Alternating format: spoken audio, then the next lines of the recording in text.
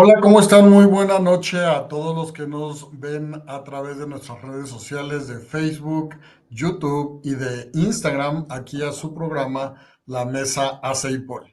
Y el día de hoy vamos a tener justamente un tema muy interesante, justamente para el tema del análisis político, que son las elecciones que acaban de pasar justo en Bolivia. Y bueno, pues bienvenidas y bienvenidos a todos a este espacio donde vamos a analizar lo que hay detrás de las campañas, las narrativas y los resultados que están definiendo el rumbo político de América Latina. Apenas hace unas semanas, Bolivia vivió una de las elecciones presidenciales más intensas, complejas y simbólicas de los últimos tiempos. No solo porque se jugaban en las urnas, sino porque todo lo ocurrido en años recientes, crisis política, renuncias históricas, transiciones accidentadas y de una ciudadanía cada vez más exigente y polarizada. Y es que entender esta elección no es solo hablar de cifras, de porcentajes o de votos, es analizar qué dijeron los candidatos, qué escuchó la gente, qué emociones movilizaron y sobre todo qué estrategias de comunicación política lograron conectar y cuáles fracasaron rotundamente, como en esta elección. Desde las redes sociales hasta los mítines en plazas, pasando por las batallas en los medios de comunicación y las tensiones institucionales. Bolivia fue un laboratorio electoral en tiempo real. Por eso, hoy nos reunimos con tres voces claves de la consultoría política latinoamericana para desmenuzar justamente este caso con una mirada profesional, crítica y estratégica. Nos acompaña en el día de hoy Ivana Torrico. Ella es licenciada en Comunicación Social, magistra en Comunicación Política, columnista de Comunicación Política, observadora electoral internacional, consultora en transparencia electoral y organización que promueve elecciones íntegras equitativas en las Américas. Docente invitada en Comunicación Política en diferentes universidades de la región y es socia de ACEIPOL. ¿Cómo estás, Ivana? Hola, ¿cómo estás, Helios? Qué gusto estar con ustedes y pues aquí feliz de poder hablar con la mesa Seipol sobre las elecciones que recién se han llevado a cabo en la primera vuelta y vamos a Así ver. es.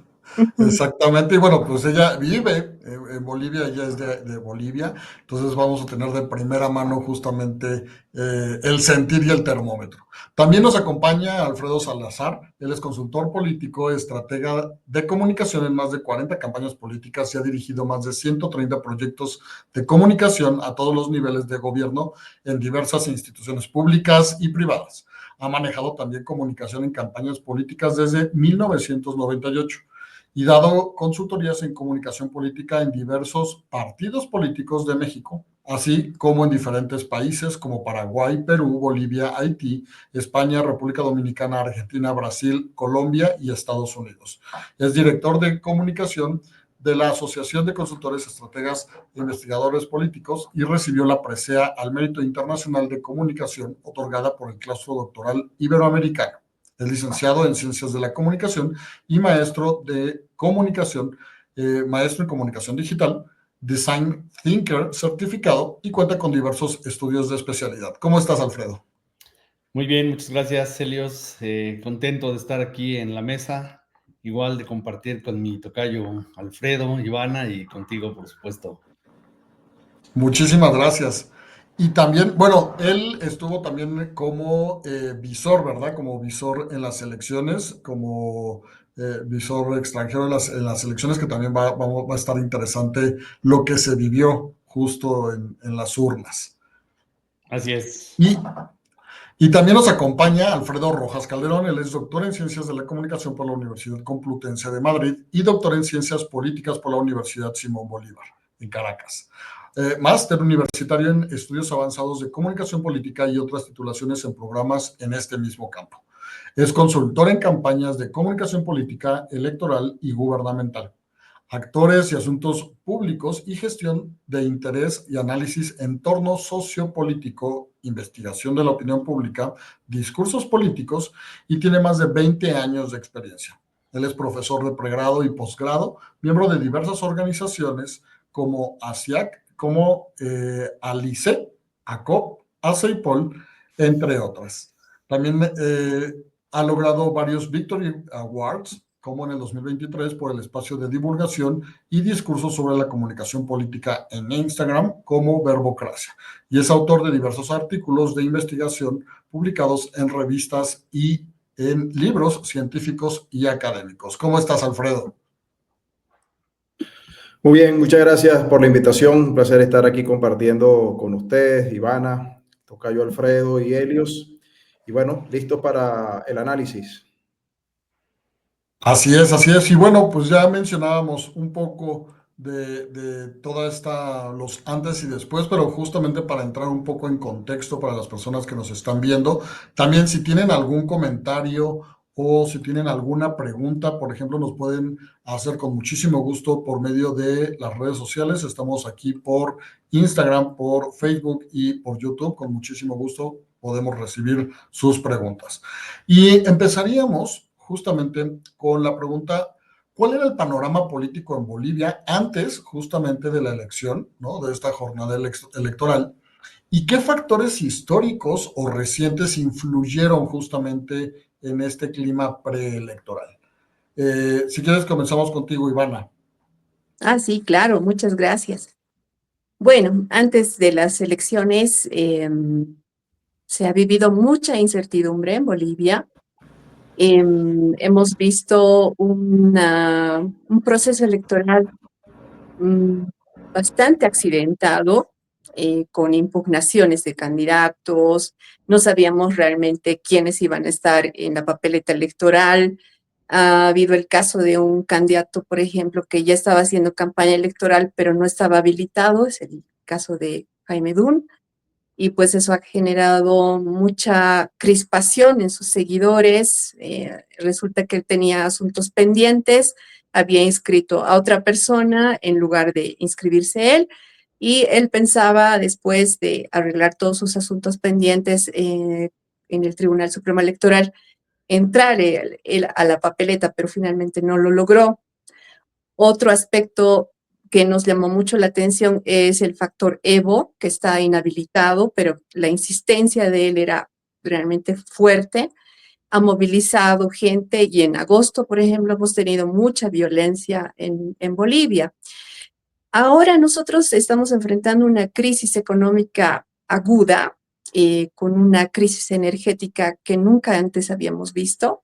Si bien en 1985 tuvimos una crisis económica muy fuerte en Bolivia, una inflación, pero muy, muy, muy profunda, este año es más fuerte la crisis porque nunca habíamos tenido una crisis energética. Entonces, el ambiente, el humor social en Bolivia es de mucha polarización, de mucha violencia, ¿no? Entonces, todos teníamos incluso el temor de que no se lleve adelante las elecciones presidenciales.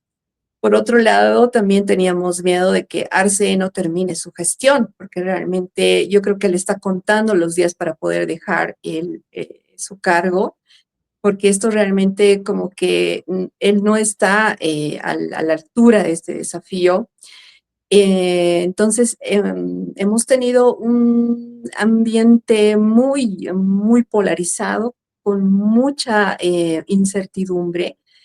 El Tribunal Supremo Electoral tampoco nos daba esa certidumbre que necesitábamos, ¿no? En Bolivia lo que más se necesita es tener confianza en los procesos electorales, en las organizaciones que llevan adelante estos procesos electorales, porque a partir del 2019, ustedes saben que ha habido el tema de fraude, dicen algunos, otros dicen que no, pero esto nos ha llevado a un estallido social de gran impacto y ha roto el tejido social, ¿no? Entonces, a partir de eso, no hemos salido de crisis, hemos estado en crisis constante, ¿no? Ha entrado el gobierno transitorio de Áñez, ha hecho una pésima gestión, se ha quedado más tiempo del que debía, a pesar de que en 3 meses tenía que volver a llamar a elecciones por el tema de la pandemia y todo esto, esto ha tardado más. Entonces, el 2020 finalmente tenemos elecciones y gana Arce con más del 55%, ustedes saben eso, y todos pensábamos que él siendo el ministro estrella de Economía de la gestión de Evo Morales, pues íbamos a estar mejor, pero ahora estamos en una situación muy difícil. El siguiente gobierno que entre, cualquiera que sea, va a tener muchos, muchos desafíos. Uno de esos desafíos es controlar la calle, porque en Bolivia la gente sale a la calle y se arma realmente mucha violencia acá. Entonces, pensamos que Evo Morales está apostando también a desgastar al siguiente gobierno apenas entre, y por eso ha llamado al voto nulo, que en los resultados ha tenido un buen porcentaje, casi 20% de voto nulo, y pues estamos aquí ansiosos tratando de ver qué va a pasar. Perfecto, Ivana, muchas gracias. Si quieres, seguimos contigo, Alfredo Rojas. ¿Tú cómo viste? ¿Cuál era el panorama político antes de esta jornada electoral? Coincido con Ivana que habían pocas certezas antes de esta primera vuelta. Se hizo larga la espera para llegar a la primera vuelta porque no se sabía finalmente si se iba a llegar, pero tampoco se sabía cómo se iba a llegar, ¿no? Quizás de las pocas certezas que había, la primera era que el ciclo político y económico del MAS terminaba. Eh, Había una probabilidad cierta de eso, aunque hay que reconocer que el MAS mantuvo una intención de voto importante, representativa, hasta avanzado el proceso. Y realmente lo que termina de diluir, de dispersar ese voto es que de ese lado tampoco hubo unidad, ¿no? Y ahí voy con otras de las dos certezas que sí, de mi punto de vista, eran clarísimas del lado de los bolivianos, del lado de los ciudadanos, de los electores. La primera de ellas era una expectativa de unidad que quedó en el camino, que se frustró. Los bolivianos esperaban que del lado de la oposición, sobre todo, se diera una unidad, digamos, se presentara una candidatura unitaria. Esto al final no se dio, hubo un intento de un bloque de 6 que dejaba a algunos inclusive fuera del lado de la oposición, y ese bloque de 6 al final terminó postulando 2 de los candidatos de ese bloque, eran 6, 2 se terminaron postulando. Por lo tanto, esto quedó en el camino, y por si fuera poco, como decía antes, también el sector oficialista se dividió y fue con varios candidatos. No pudieron ellos tampoco presentar una sola propuesta, una sola opción de cara a esta primera vuelta. Y la segunda expectativa era de renovación, ¿no? Esa también quedó frustrada, y probablemente explique, como iremos haciendo a lo largo de este análisis, explique un poco el resultado de esta primera vuelta.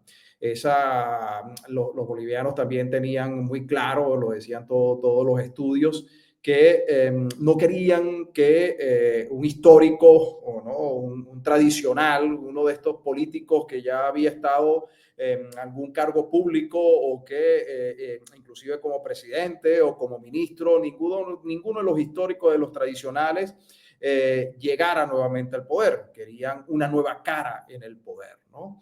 Esto al final, pues bueno, también fue una expectativa frustrada, porque al final de la carrera habían solamente históricos, porque inclusive podríamos decir que Rodrigo Paz es el menos histórico, el menos tradicional de los que llegaron al final. Pero al final también Rodrigo Paz viene de la política, ¿no? Es un senador. Pero bueno, era el menos tradicional, o el menos histórico, y esto probablemente es una de las razones que explica lo que algunos llaman sorpresa, pero que en realidad no es ninguna sorpresa, como iremos precisando un poco más adelante. Yo creo que al final eso fue lo que marcó este proceso electoral, lleno, sí, insisto, de mucha incertidumbre, porque esas expectativas no se cumplían, ni la de la unidad ni la de la renovación, que eran unas expectativas convertidas en una especie de condiciones, es decir, era como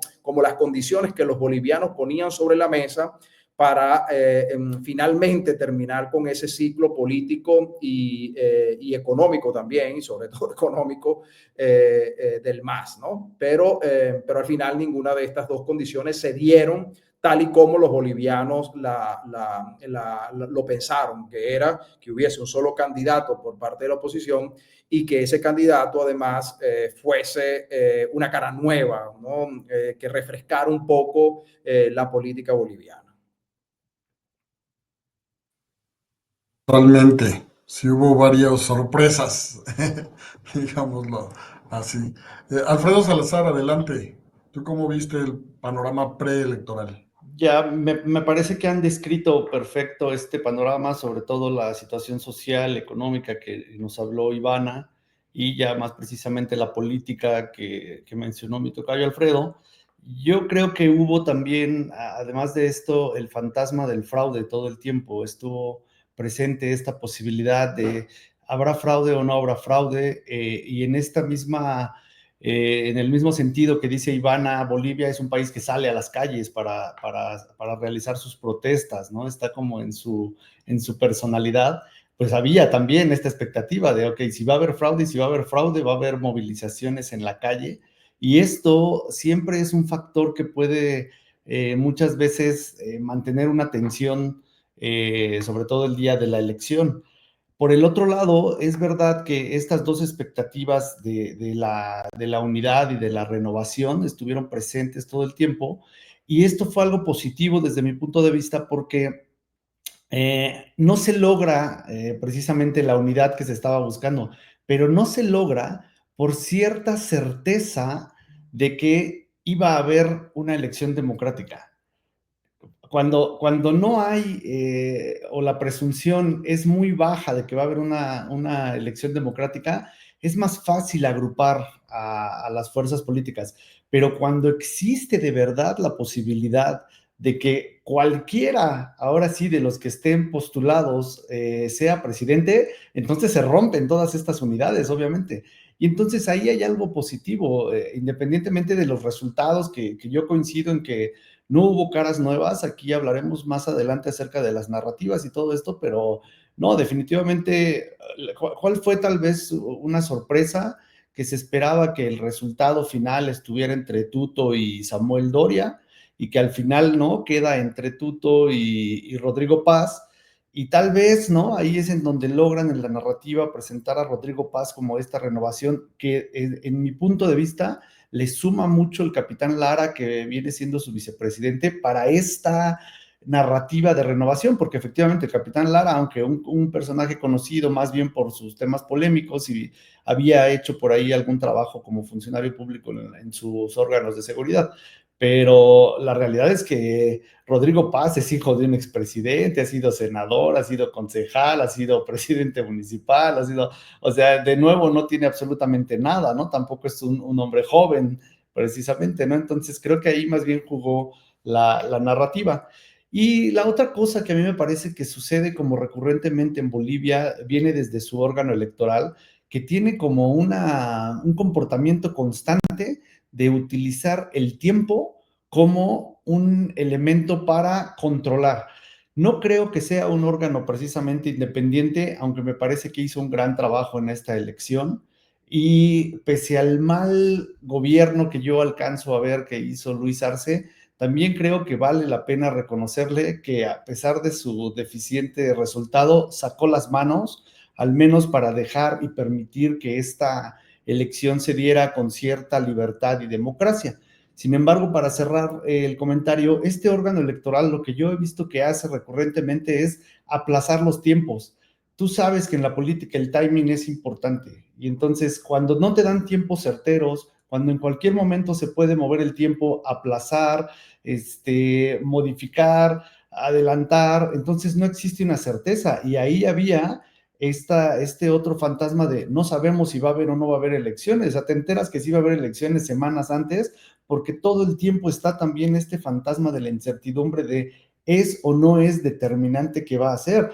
Tenemos elecciones en Bolivia el próximo año, hoy no sabemos, ¿no?, si las subnacionales van a ser a principios de marzo o a finales de marzo, o si se le va a ocurrir otra cosa al órgano electoral, y eso modifica todo, sobre todo para la oposición, porque para el oficialismo ya están ahí, ellos tienen posicionamiento, ellos tienen recursos, ellos tienen muchas cosas, pero pues los demás no, y tú sabes, en campañas políticas, sobre todo en últimos tiempos, hay que invertir dinero, hay que invertir recursos, mucho tiempo, algunos personajes tienen que dejar sus cargos, ¿no? Y todo esto se complica muchísimo cuando no tienes certeza de entrada de los tiempos, ya no hablemos después de las reglas, ¿no?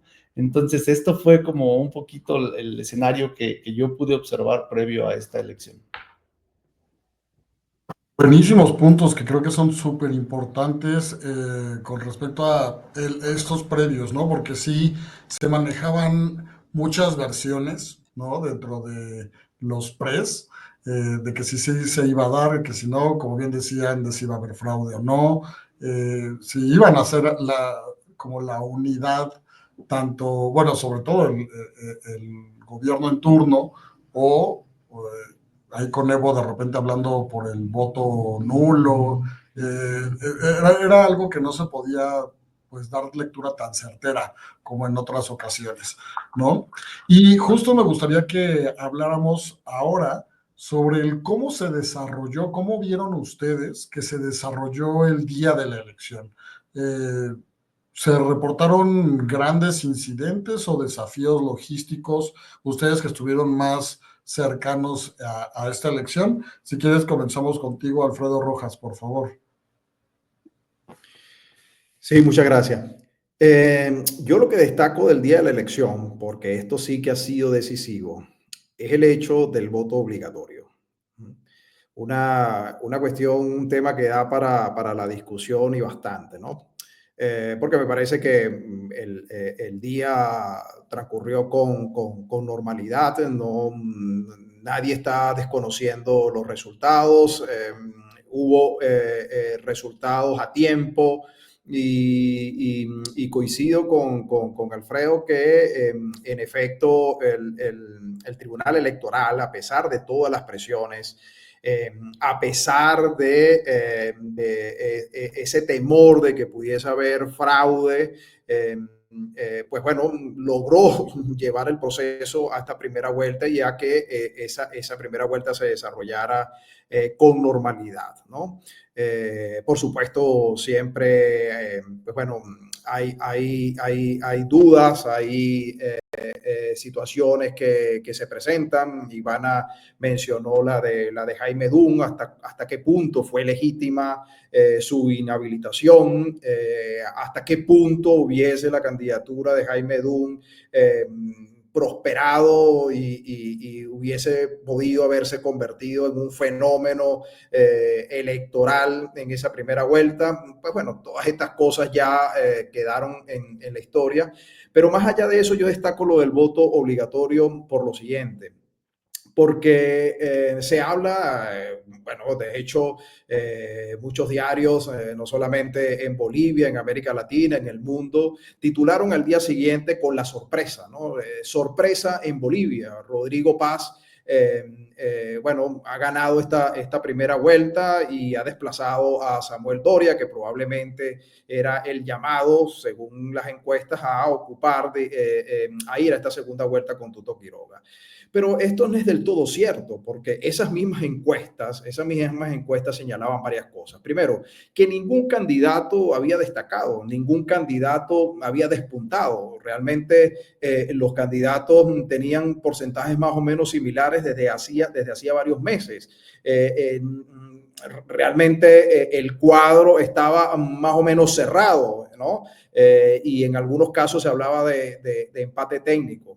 Una segunda cuestión llamativa aquí es que esa decepción, esa frustración que tenían los bolivianos por una unidad que no pudo ser y por una renovación que nunca llegó, esa decepción, esa frustración se reflejaba, las encuestas las recogieron como un altísimo grado de indecisión días antes de la votación. Y esos indecisos tenían que votar ese día y fueron a votar ese día. ¿no? En algunos casos, la intención, digamos, esa indecisión superaba la intención del voto fragmentada de los candidatos.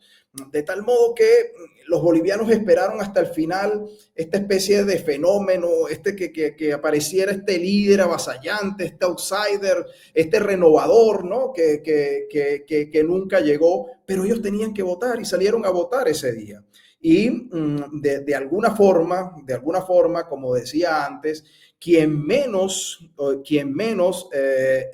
bueno, era el menos histórico, el menos tradicional, el que tenía de repente algo diferente, y aquí en efecto entra en juego en la fórmula presidencial su vicepresidente, el capitán Edman Lara.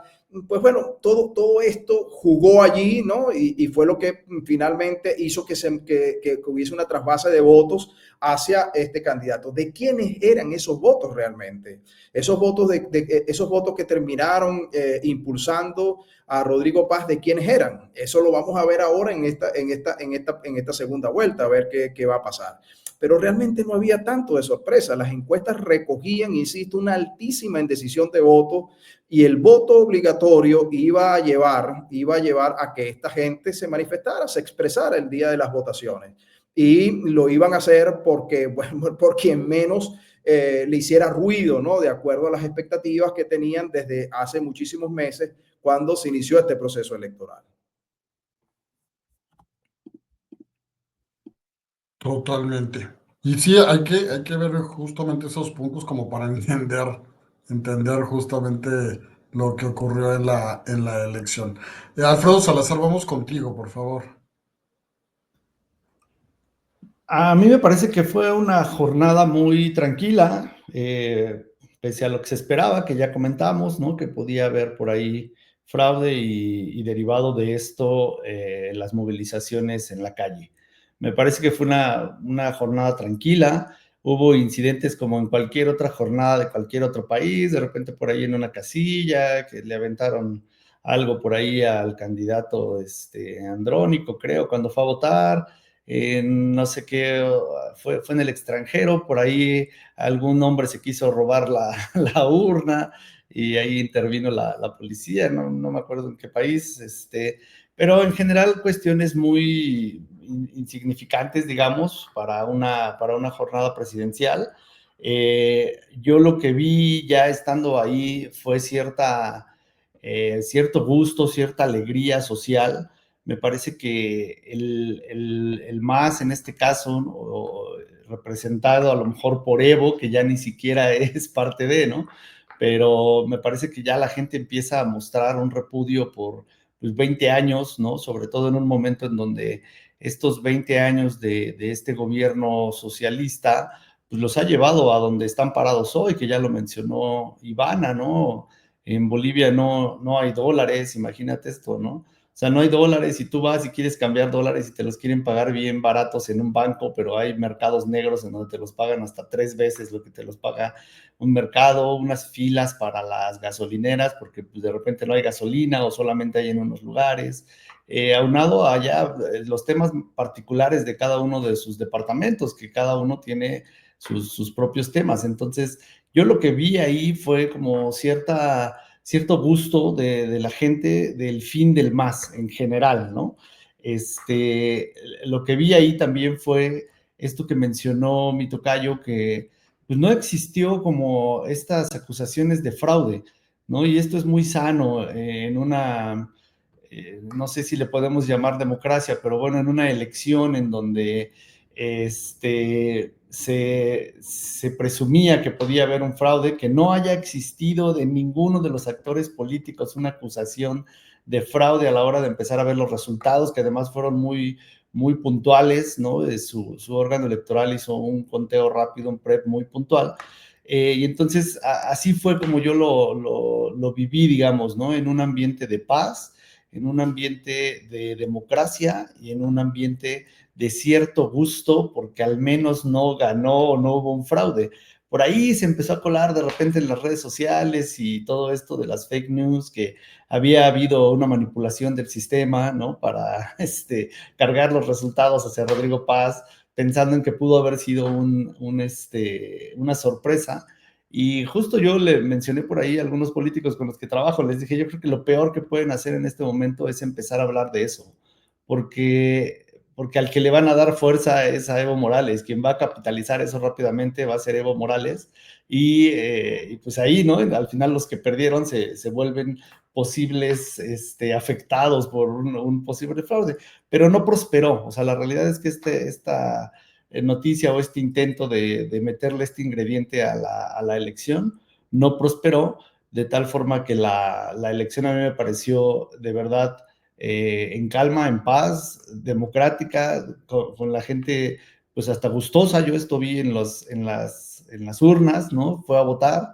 Y pues bueno, también ahorita analizaremos, ¿no? Todo el tema del voto nulo, que es interesante en los países, porque en México no es obligatorio el voto, ¿no? En los que es obligatorio, pues al final tienes ahí un universo certero de cómo va a ser.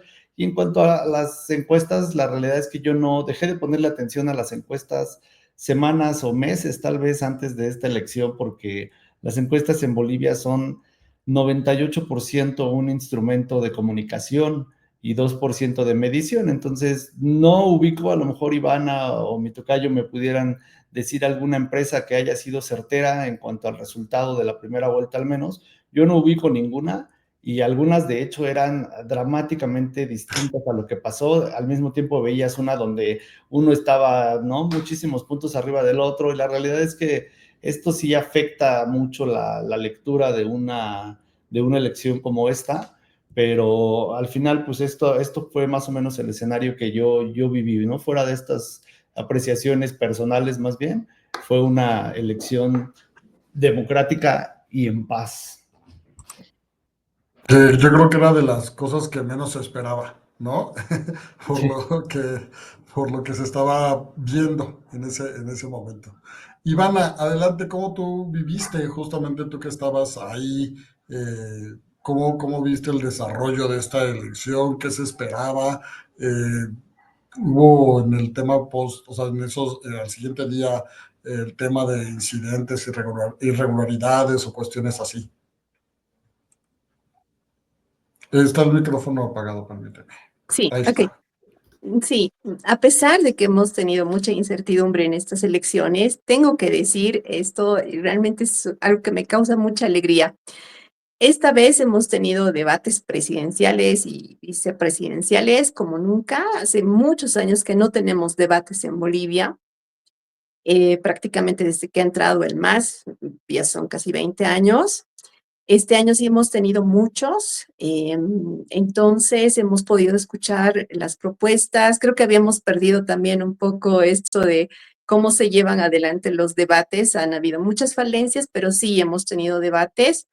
El Tribunal Supremo Electoral ha llevado adelante 2 debates, uno en Santa Cruz, donde estaban varios candidatos, que no invitaron a Rodrigo Paz, por cierto, a varios debates.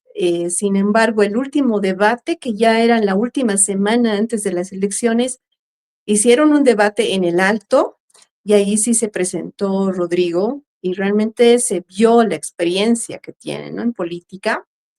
Ahí se lució mucho. A ese debate no asistieron ni Samuel, ni Manfred, ni Tuto, porque tenían cierres de campaña, y ellos dijeron, no, pues ya no participamos en este debate porque estuvimos en varios, la gente ya nos ha escuchado y ya.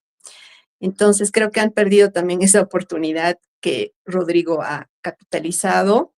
La jornada electoral se ha llevado realmente en un ambiente de paz, de tranquilidad, y como nunca, como hace muchos años no pasa en Bolivia, en la noche, a partir de las 8, ya teníamos más claras las cosas, y los candidatos se portaron muy bien, ¿no? Salieron a dar sus mensajes de felicitación, de derrota. Samuel, por ejemplo, lo hizo muy bien. Ya en ese momento decidió dar su apoyo al PDC, a Rodrigo, y todos se portaron muy bien, algo que no pasa en Bolivia, porque normalmente estamos esperando que, uno, el Tribunal Supremo Electoral nos diga que se ha cortado la transmisión de datos y todo esto, que causa siempre mucha mucha crispación aquí en Bolivia, pero no, esta vez teníamos los resultados temprano, todos estaban tranquilos, los candidatos se portaron muy bien y yo dije, qué lindo había sido vivir en democracia, ¿no? Porque hace mucho que no vemos esto. Y yo creo, ¿no? Que las encuestas para mí son simplemente tendencias y cada vez más volátiles que pueden cambiar muy rápido y que nos estaban mostrando esas encuestas, casi todas las encuestas, nos estaban mostrando que había una gran cantidad de gente que estaba indecisa. Eso es lo que yo puedo rescatar de las encuestas, ¿no? Entonces, había que, desde mi punto de vista, tanto Samuel como Tuto ya habían llegado a su techo electoral, ¿no? No avanzaban más, se quedaron ahí y para mí que ellos debieron irse más al centro político, pero no lo hicieron. Seguían peleándose por el mismo electorado los dos. Hemos sufrido realmente mucho por la guerra sucia, la desinformación. Y yo les puedo decir que aquí en Bolivia se ha usado mucho la inteligencia artificial para producir una gran cantidad de noticias falsas. Tenemos 2 empresas verificadoras aquí en Bolivia que han tenido realmente mucho trabajo porque ha circulado un montón de desinformación y a pesar de que el silencio electoral ya corría desde el jueves, em, se armó una campaña de guerra sucia contra Samuel muy fuerte entre el jueves, el viernes y el sábado, que pienso que ha podido jugar un papel muy importante en el cambio, digamos, ¿no? De los resultados. Según estas empresas verificadoras de información, el candidato que más ha sufrido por la desinformación y la guerra sucia ha sido Samuel y después de él Tuto. Entonces creo que han invertido mucho dinero realmente en generar todo esto, toda esta desinformación, toda esta guerra sucia que en el fondo para mí ha socavado un poco este proceso electoral. Se ha visto demasiada guerra sucia. Y yo siempre pensaba que el elemento que ordenaría la campaña sería la economía, ¿no? Como estamos viviendo una crisis económica tan fuerte, pero al final aquí lo que decide es si es amigo del más o no, qué tan cercano está, si está sirviendo como que de palo blanco, le dicen acá, ¿no? Para que el más permanezca en el poder. Entonces, se han atacado mucho entre ellos, acusándose de ser masistas, de que todo ya está arreglado y eso ha jugado un papel muy importante. Se han concentrado tanto en hacerse una guerra sucia entre ellos que sin darse cuenta, Rodrigo estaba haciendo su campaña territorial sin hacer no hacía mucho escándalo, mucho ruido con esto. Rodrigo ha trabajado en su campaña territorial ya hace unos 4 años por lo menos. Él ha viajado por todas partes, hasta el último rincón. Entonces, realmente se ha dado el trabajo de ir a hablar con la gente, ha bailado en fiestas patronales en los pueblos más pequeños, se ha hecho conocer, ¿no? Y no lo ha hecho en los últimos 6 meses, él lo ha hecho hace muchos años, ya hace 4 años más o menos. Por otro lado, el capitán Edman Lara se ha hecho conocer en TikTok. Entonces, los dos como que han sumado y han potenciado todo esto.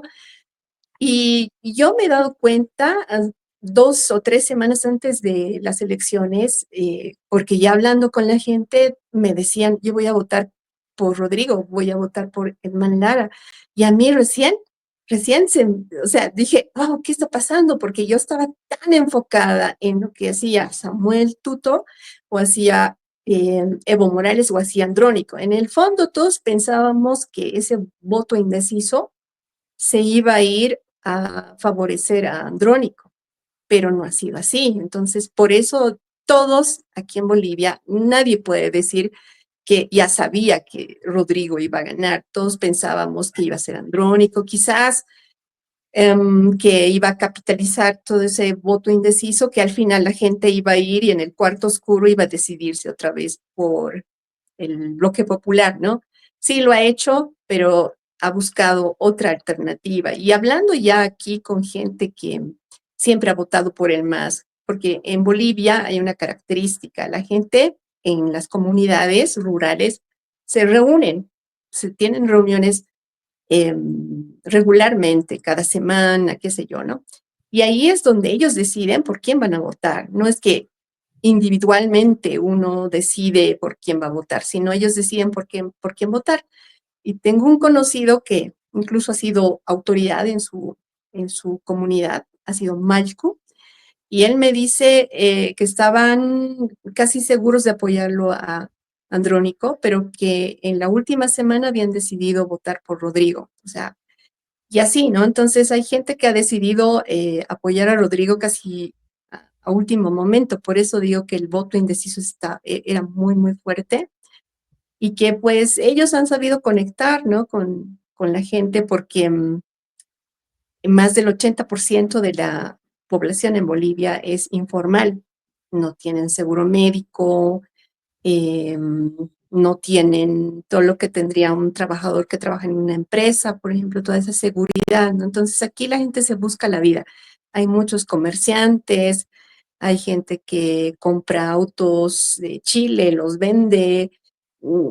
Hay una gran cantidad de gente que se dedica al comercio y pues creo que las campañas, bueno, más tarde vamos a hablar de eso, pero creo que las campañas tanto de Tuto como de Samuel no se han enfocado en eso. Ellos hablaban más sobre reducir el Estado para un poco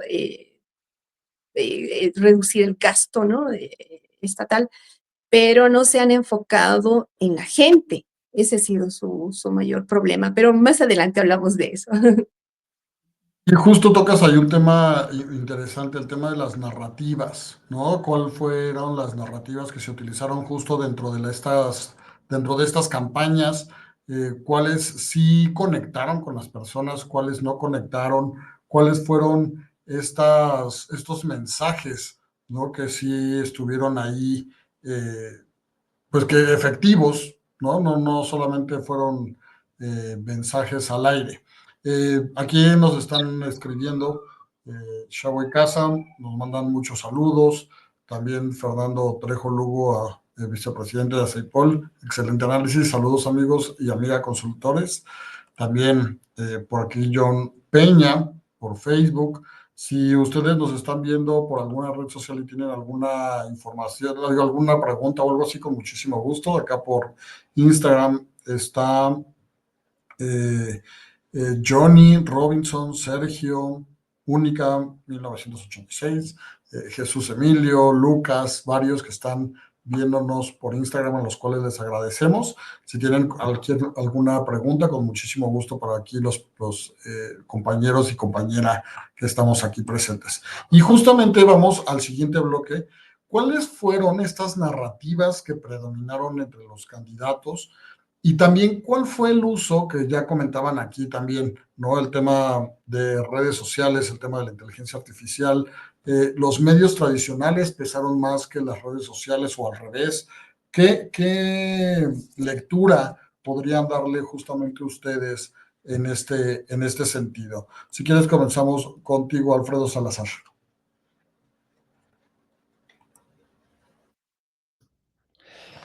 Sí, justo lo que mencionaba un poco Ivana, me parece que se concentraron más en guerras sucias que en propuestas en cuanto a sus narrativas.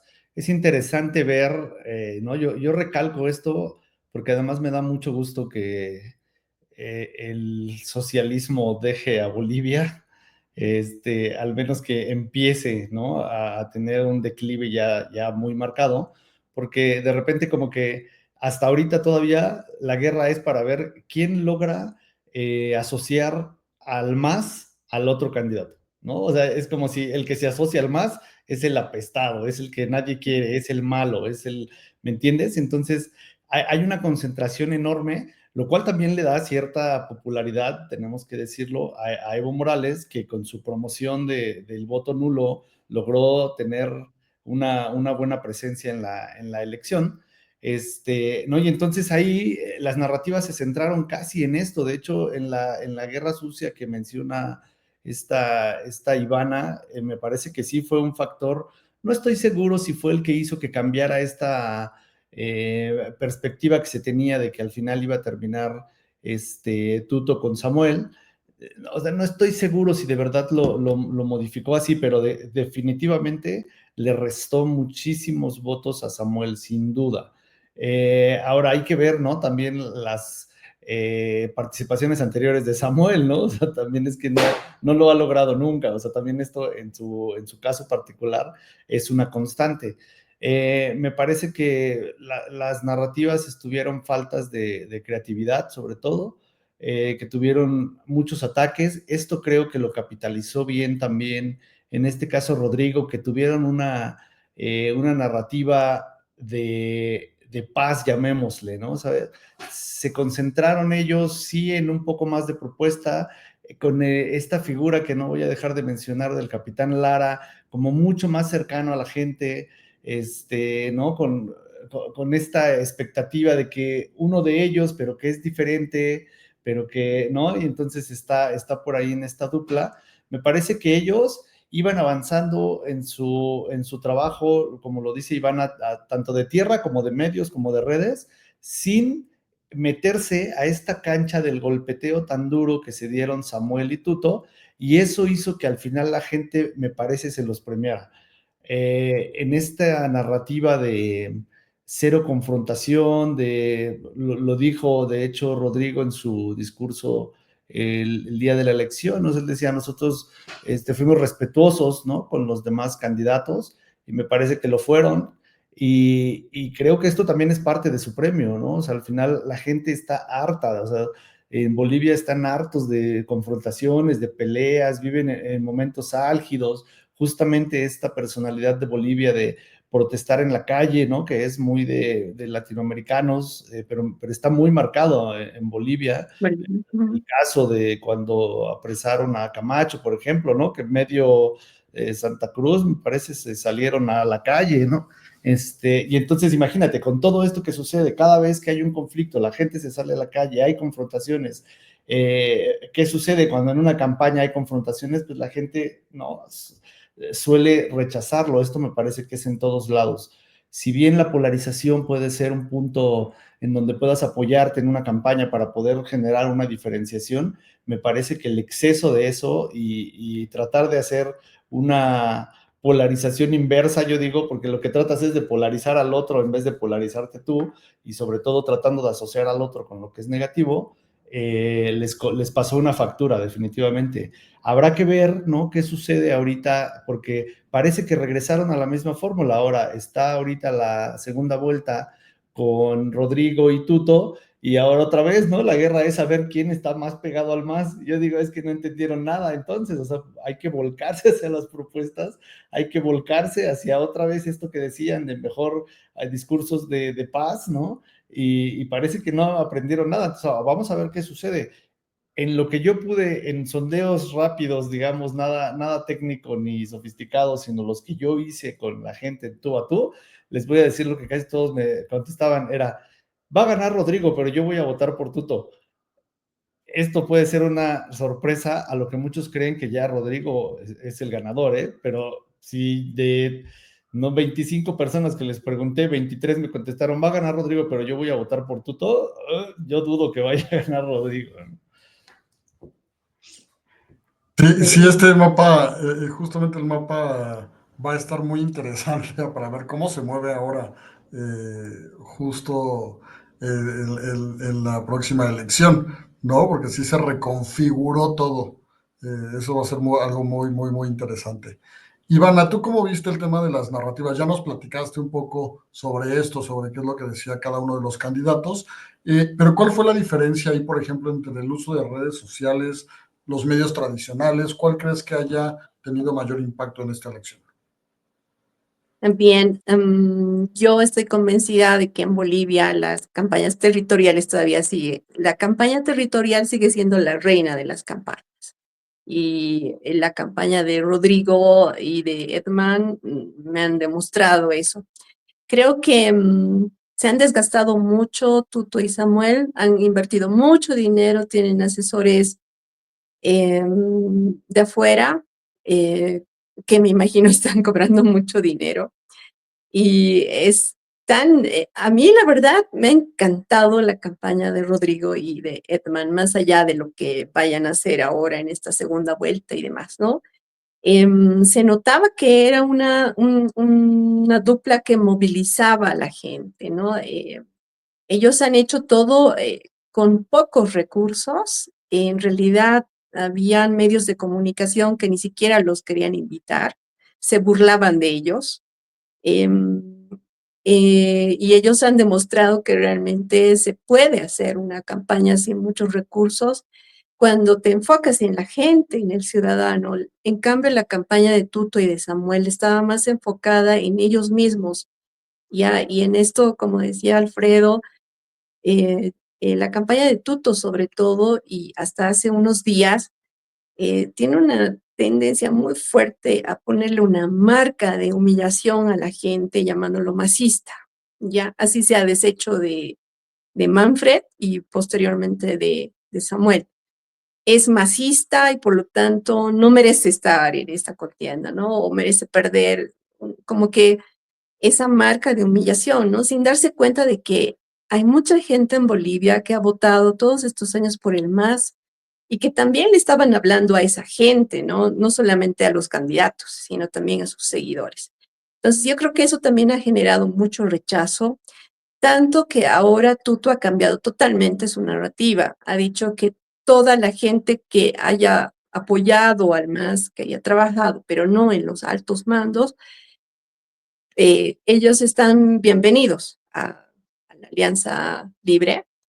Entonces ha cambiado totalmente, incluso está cambiando sus propuestas, está tratando de ganarse al bloque popular, está ofreciendo bonos e incluso el tema de, aquí le llaman los autos chutos, que son autos indocumentados que se traen de Chile, que son más económicos, que no tienen los papeles al día y que en Bolivia se usa mucho. Hay mucha gente que vive de eso, que trabaja con eso, con estos autos. Entonces, una de las propuestas de Rodrigo es que la gente legalice, digamos, esta actividad. Y a esto Tuto también está como que queriendo proponer lo mismo. Tengo la impresión de que el encuadre de la campaña de Rodrigo es tan fuerte y que él sabe que ya ha llegado a su techo y está tratando de copiar este encuadre de Rodrigo para poder tener más posibilidades de ganar. Sin Sí. embargo, en la primera puerta ya se ha decidido mucho, ¿no? Rodrigo y Edman tienen mucha gente en el Parlamento y como Samuel le ha dado su apoyo, entonces tienen ya mayoría, no absoluta, pero tienen para ciertas leyes, creo que tienen que como que negociar con Tuto, pero para muchas otras no. Entre los dos bloques pueden lograr que muchas leyes se cumplan, ¿no? Y se necesita realmente un parlamento fuerte y sólido para aprobar todas las leyes que quieren hacer, las reformas que quieren hacer, sobre todo económicas, porque lo que viene va a ser bien fuerte. El que entre tiene que hacer reformas en economía, sobre todo muy fuertes, y lo peor que le puede pasar al siguiente gobierno es ser débil en el Parlamento y ser débil en la calle. Y por ese lado yo pienso que Rodrigo tendría más posibilidades en el tema de cómo maneja la calle, cómo gestiona la calle, porque como que la gente está más tranquila porque él ha llegado a la segunda vuelta. Yo creo que otro hubiera sido el panorama si Samuel y Tuto hubieran llegado a la segunda vuelta, ¿no? Sí, Tal vez totalmente.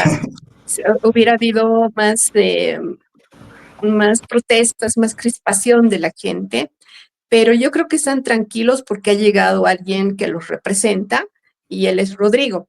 Ahora, Rodrigo no tiene un equipo sólido, digamos, que pueda manejar toda esta crisis económica, no lo vemos así. Yo creo que hasta para él ha sido una sorpresa haber llegado a este punto, ¿no? A la segunda vuelta. se nota porque no tiene un equipo y recién la anterior semana se han sumado a su equipo personas así que tienen que ver con el área de la economía y todo eso, que están tratando de hilvanar un poco todas las propuestas que han hecho ellos, porque han ofrecido a la gente muchos bonos, aumentar los bonos en semejante crisis, ¿no? Entonces, como que tienen que trabajar mucho en eso y yo creo que Rodrigo tiene ese punto débil, ya, pero en la calle yo creo que él sí podría manejar mejor a la gente. Exactamente, justo, justo, justo. Y aquí es importante ver estos puntos para la segunda, justamente para la segunda ronda, que va a ser algo muy, muy interesante. Alfredo Rojas, ¿tú cómo ves justamente este punto de las narrativas? Bueno, coincido con Ivana, con mi tocayo Alfredo. En efecto, a ver, las campañas más profesionales fueron las de Tuto y las de Samuel. Invirtieron más y eso se notaba que manejaban más datos, mejores piezas de comunicación, mejores eventos, pero había una debilidad tal como lo señala mi tocayo Alfredo, que todavía sigue siendo esto, pero bueno, también se entiende porque son muchos años de lo mismo, ¿no? Y que ha terminado como ha terminado todo este ciclo del MAS con una crisis económica muy, muy grave, muy profunda. Todavía hay mucho, digamos, de centralidad en el masismo, ¿no? Y en efecto, esas campañas, las de Tuto y las de Samuel, se enfocaron mucho en ese contraste. Pero desde mi punto de vista, sus narrativas eran poco demostrativas de lo que venía, de lo que podía venir, ¿no? Del futuro, ¿no? De lo que la gente realmente estaba esperando y podía imaginarse el día después, ¿no?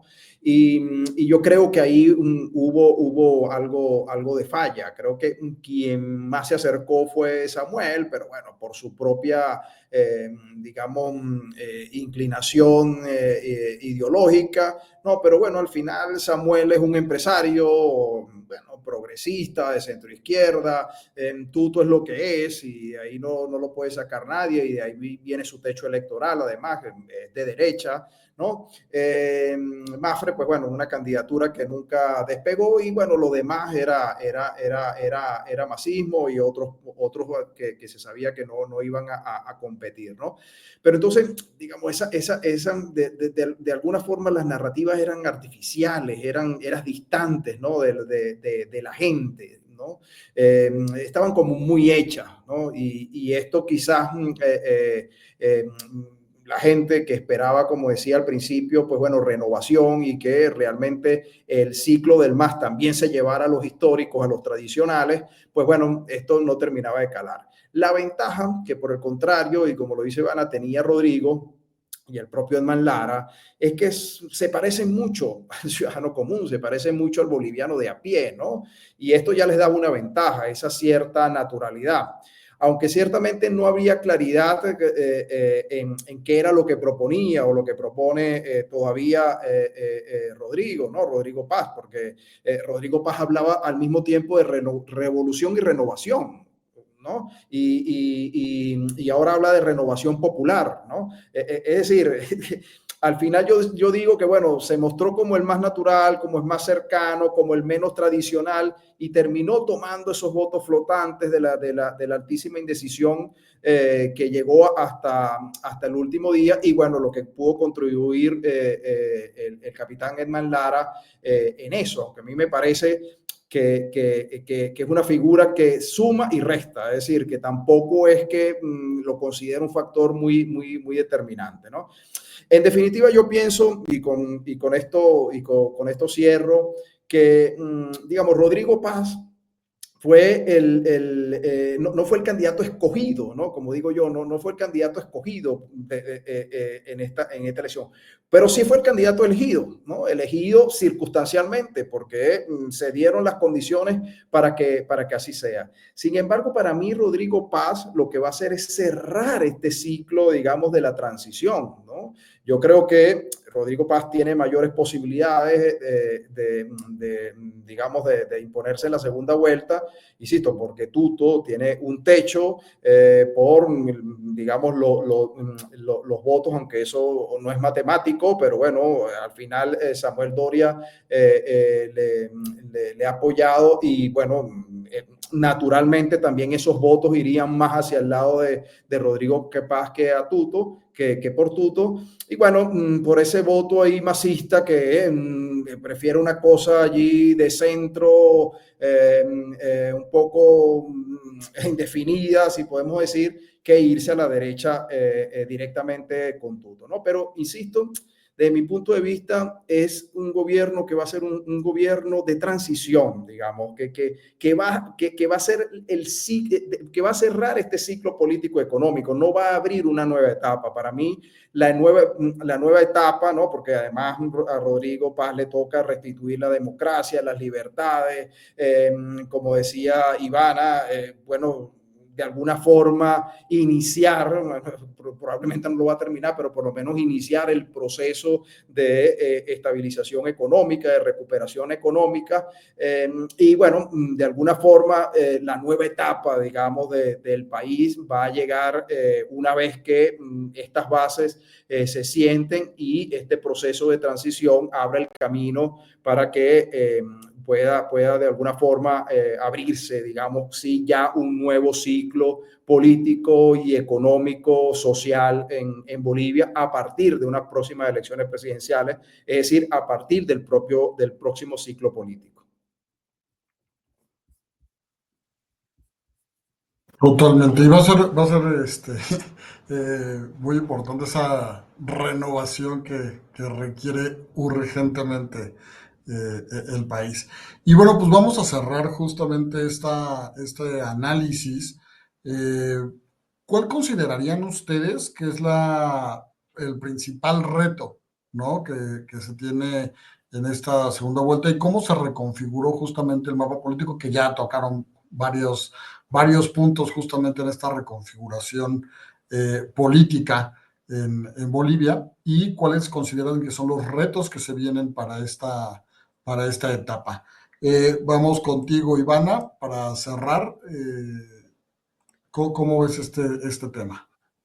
No, y complicado. Tiene muchos desafíos el siguiente gobierno.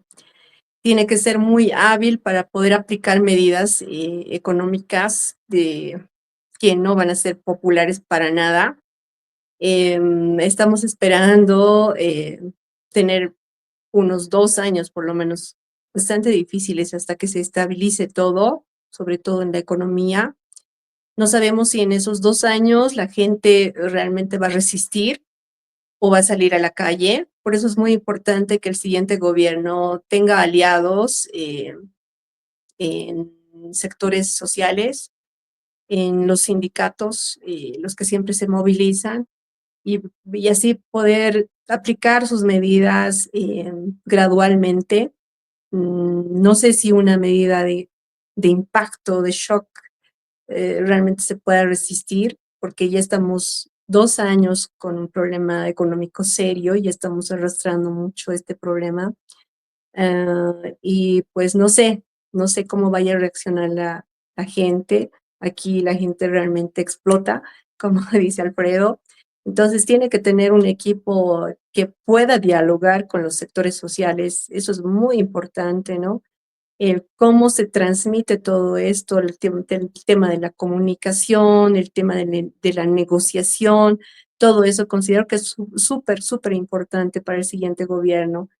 Em, es por eso que la gente, yo creo que se ha decidido también más irse por el centro y no por los extremos, porque por un lado teníamos el extremo del MAS, la violencia del MAS, que nos ha tenido secuestrados todos estos años. No hemos vivido en una democracia plena. Y por otro lado estaba el discurso de odio, digamos, anti-más, ¿no? Que al final de cuentas no ha resultado, no ha tenido el éxito que se esperaba, ¿no?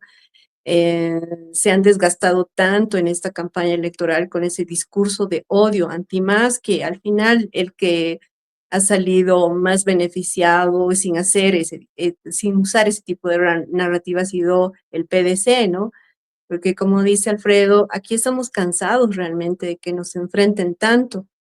Lo único que queremos es que solucionen los problemas económicos, que hagan su trabajo y que ya dejen de polarizarnos tanto, de ese discurso de odio y demás.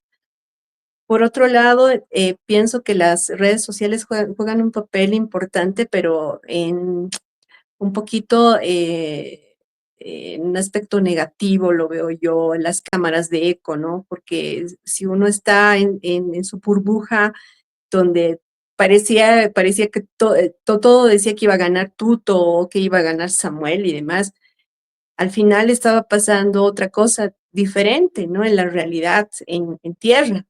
Entonces es así como que, ¿qué ha pasado? ¿Por qué? Seguramente ya se han hecho, la gente habla así aquí, ¿no? Seguro ya han quedado y han acordado con el Evo que él les apoye y su gente vote por Rodrigo.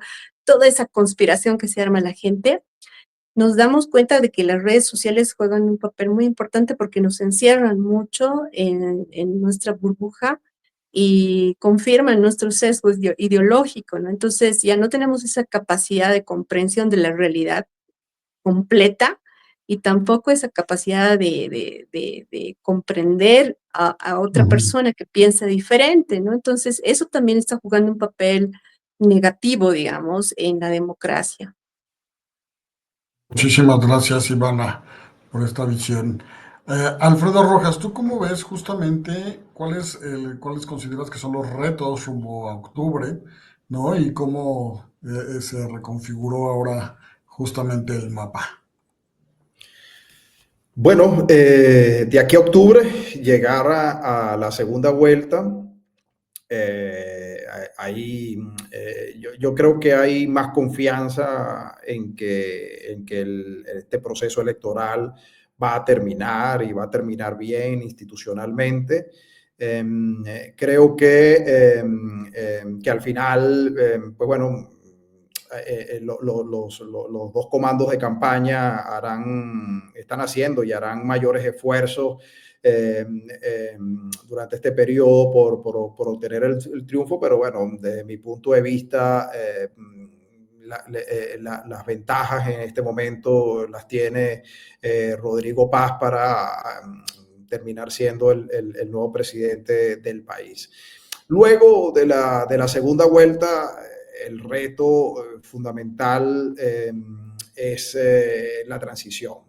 Yo hablo de una transición que va a ser difícil, una transición que supone reordenar institucional y democráticamente el país, que supone reordenar la economía y en medio de la impaciencia, porque los bolivianos, y con razón, están impacientes. Sobre todo por la situación económica, pero no solamente, sino también por el tema político de las libertades y demás, ¿no? Pero hay impaciencia y cuando hay impaciencia esto genera una presión adicional sobre los gobiernos, sobre todo cuando va a ser un gobierno que llega al poder, pero que le va a costar tomar el poder, porque son dos cosas distintas, ¿no? Llegar y tomar el poder, le va a costar tomar el poder, eso también lleva su tiempo y probablemente en esto va a dedicar muchísimo esfuerzo, ¿no? Entonces, sobre todo poder llevar esa transición, guiar esa transición, tener el apoyo del Parlamento para eso, tener el apoyo, como decía Ivana, de los sectores sociales y económicos para lograr esa transición y conducir el país, insisto, hacia una nueva etapa, un nuevo ciclo que será a partir de las próximas elecciones, una primera etapa con las seccionales, digamos, en un nuevo orden institucional del país, país, ¿no? Un nuevo marco político y luego en las próximas elecciones presidenciales. Su gran reto es la transición, una transición que sea ordenada, que sea pacífica y que conduzca finalmente a restablecer la institucionalidad del país, las libertades, la democracia, los derechos económicos y sobre todo a mejorar las condiciones económicas de los bolivianos. Pero su gran enemigo va a ser aquí la impaciencia porque van muchísimos meses, larguísimos meses de una crisis económica muy grave y profunda que los bolivianos han sufrido y han aguantado y han llegado hasta aquí y las instituciones han resistido esta crisis económica, pero se necesita definitivamente oxígeno y se necesita oxígeno muy pronto. Totalmente de acuerdo.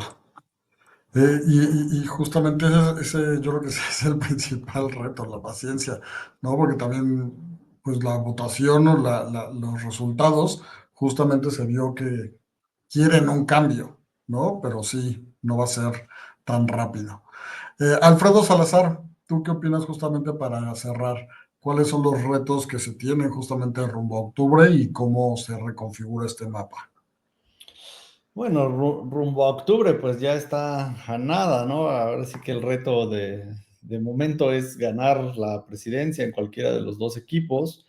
La reconfiguración ya se puede alcanzar a ver de alguna forma entre estos dos partidos, Libre y PDC, que como bloque pudieran hacer prácticamente posibles cualquier tipo de modificación a sus leyes para tomar las decisiones económicas, políticas que se requieran en este momento. Entonces ahí ya se puede ver de entrada que hay un cambio, porque no es la figura del presidente quien va a hacer el cambio, sino todo su bloque.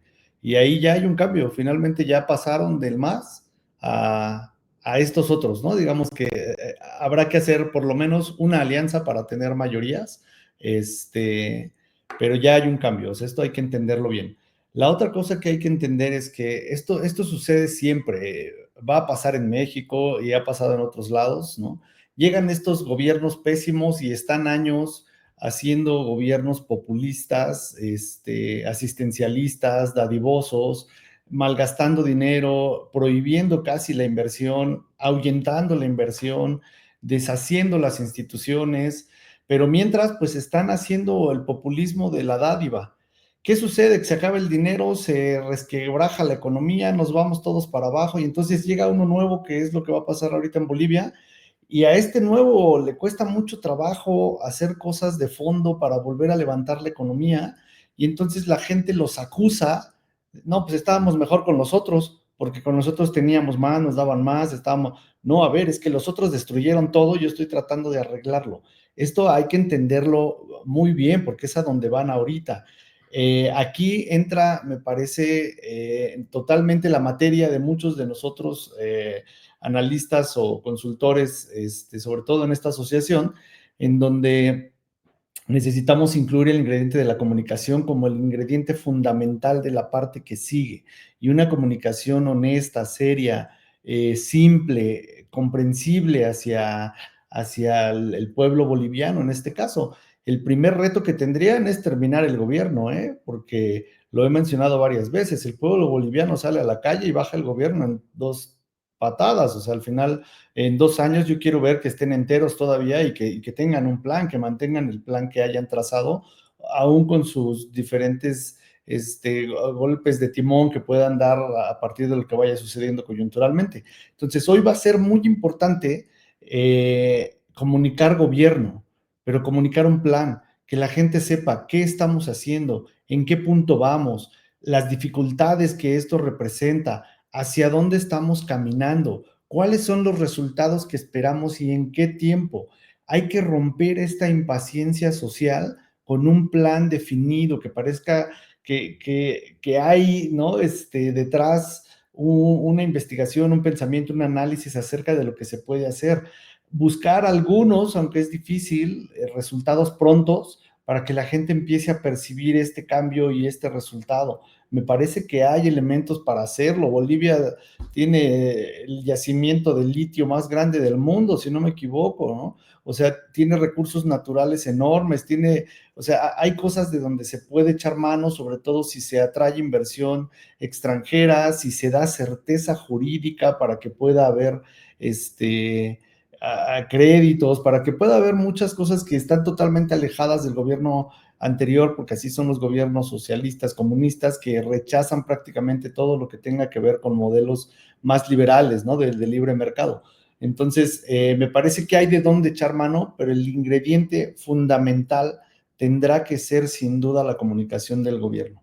Fuera de presunciones, fuera de popularidades, fuera de lo que sea, hay que comunicarle a la gente qué estamos haciendo, qué paso vamos dando, hacia dónde vamos y a qué dificultades nos estamos enfrentando para que la gente conserve un poco más esta paciencia, pero sobre todo tenga calma y esperanza de que vamos a salir.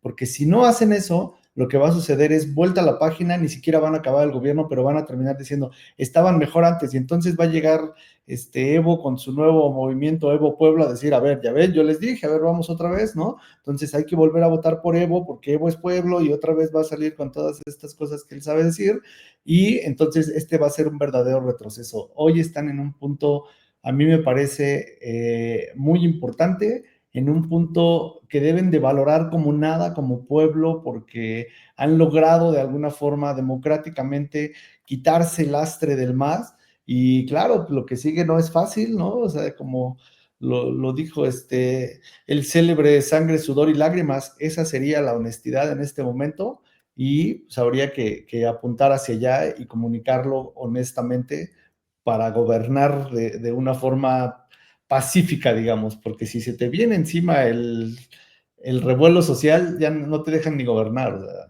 se acabó, ¿no? Totalmente. Yo creo que estos puntos justamente que acaban de dar cada uno de ustedes son fundamentales para pues lo que va a venir, ¿no? Lo que va a venir, que bueno, obviamente se espera pues, lo mejor para el país, pero sí va a ser algo muy interesante, ¿no? En cuestión de comunicación gubernamental, como bien comentaron, el tema de la paciencia, que bien comentaba Alfredo Rojas, el tema de la comunicación, de saber cómo comunicar correctamente, ¿no? Como mencionó ahorita Alfredo Salazar, y bueno, pues todo el tema social que comentaba Ivana, que es fundamental en este sentido.